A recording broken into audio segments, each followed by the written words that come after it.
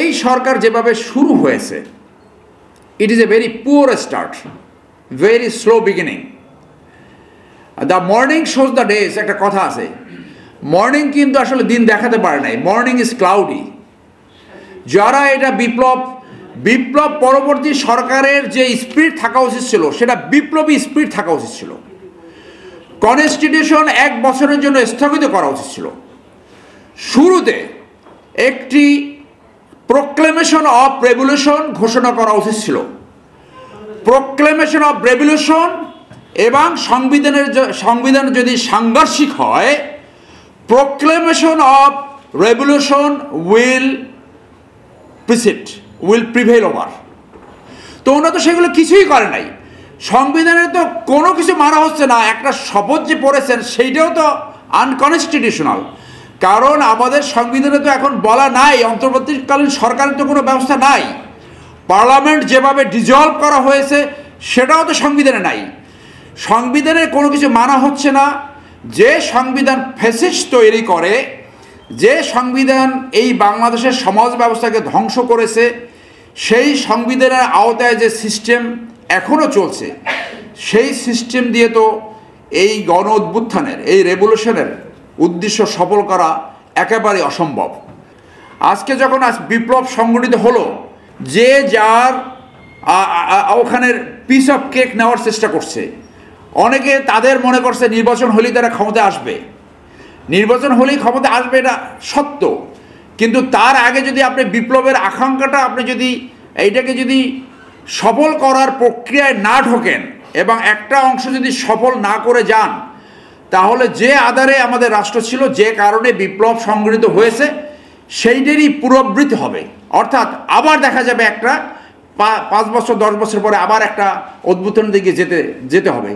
কে বলেছে? এইটা তো বিএনপির মহাসচিব বলেছে। আওয়ামী লীগের মতো দেশ পরিচালনা করলে একই পরিণতি তারা ভোগ করবে। উনি তো এই দিনাজপুরে বসে এই কথাটা বলেছেন। যার জন্য আজকে যারা আমরা স্যাক্রিফাইস করেছি, যারা বাংলাদেশকে ভালোবাসি, যাদের দেশপ্রেম রয়েছে, আমাদের ফার্স্ট প্রায়োরিটি হলো বিপ্লবের এই উদ্দেশ্য সফল করার জন্য কনস্টিটিউশন, ওকে 2-3 মিনিট ভিতরে শেষ করব। কনস্টিটিউশন রিরাইট করতে হবে। গণ অভ্যুত্থানে যারা গণউৎপত্তি ঘটিয়েছে তাদের বিচারের সম্মুখীন করতে হবে এবং পুরোদমে যেখানে যেখানে সমাজ সংস্কার দরকার সেগুলো করতে হবে।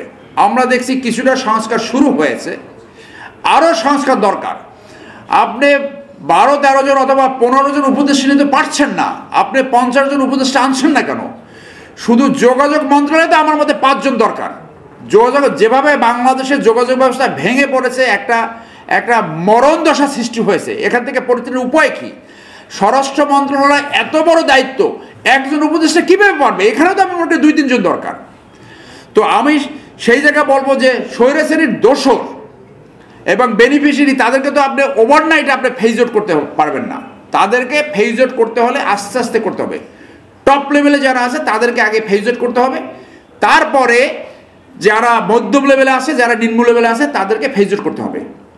আমরা যারা আর্মিতে চাকরি করেছি তারা জানি যে যুদ্ধকালীন সময়, এমার্জেন্সির সময় শর্ট টার্ম কমিশন হয়, 3 মাস ট্রেনিং করে কমিশন দেওয়া হয়।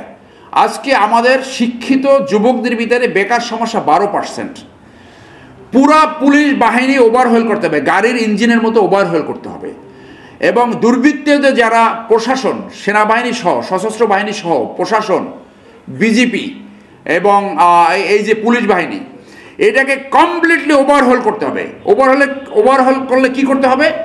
আমাদের যে বেকার জনগণ আছে তাদেরকে বিসিএস শর্ট সার্ভিস করতে হবে, 3 মাস ট্রেনিং দিতে হবে। পুলিশ 3 মাসের ট্রেনিং, সেনাবাহিনী 3 মাসের ট্রেনিং করে যারা বিপ্লবের আকাঙ্ক্ষা ধারণ করে তাদের দিয়ে ওই যে স্বৈরাচারীর দোসর এবং বেনিফিশিয়ারি তাদেরকে ফেজ আউট করতে হবে।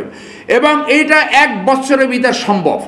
1 বছরের ভিতরে নতুন করে প্রত্যেকটা সেক্টরে প্রশাসন, বিজেপি, সেনাবাহিনী এবং পুলিশ 10,000 থেকে 20,000, 50,000 পর্যন্ত এনরোল করা সম্ভব।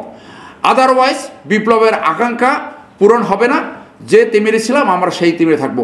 সেই জায়গায় স্পেশালি আমরা যারা মিডিয়ায় কথা বলার সুযোগ পাই, এবং আপনারা যারা ছাত্র জনতা এবং সৈনিকরা যারা স্যাক্রিফাইস করেছেন, যারা বাংলাদেশ ভালো দেখতে চান, যারা এই পতিত সিস্টেমে আবার না ফেরত যেতে চান, যারা এই মাফিয়াতন্ত্র এবং স্বৈরতান্ত্রিকতা থেকে আমরা ঘুরে দাঁড়াতে চাই, এখানে আমাদের ভয়েস রেজ করতে হবে, প্রয়োজন বোধে আবার রাস্তায় নামতে হবে। সর্বশেষ কথাটা বলবো, আজকে এই গণহত্যা বিচারের জন্য একটি ট্রাইব্যুনাল দিয়ে হবে না, মিনিমাম 10টি ট্রাইব্যুনাল প্রয়োজন হবে। এবং দুর্নীতি দমন যারা বাংলাদেশকে লুটপাট করেছে তাদেরকে দ্রুত বিচার করার জন্য মিনিমাম 50টা দুর্নীতি দমনের ট্রাইব্যুনাল গঠন করতে হবে। আমি ব্যক্তিগত মনে করি, সুপ্রিম কোর্টের একজন লয়ার হয়ে আমার আশঙ্কা হচ্ছে এই অন্তর্বর্তীকালীন সরকার যেভাবে একটা খুশি মনে নরওয়েজিয়ান মনে হচ্ছে যেন স্ক্যান্ডিনেভিয়ান একটা গভর্নমেন্ট, নরওয়ে, সুইডেন, ফিনল্যান্ডের মতো সব শান্তিপূর্ণভাবে চলছে, আসলে তো কোনো কিছু শান্তিপূর্ণ নাই। তো এই নরওয়েজিয়ান টাইপ গভর্নমেন্ট দিয়ে এটা হবে না, বিপ্লবী মোডে যেতে হবে এবং আপনার যা যা করা প্রয়োজন সেইগুলো করতে হবে।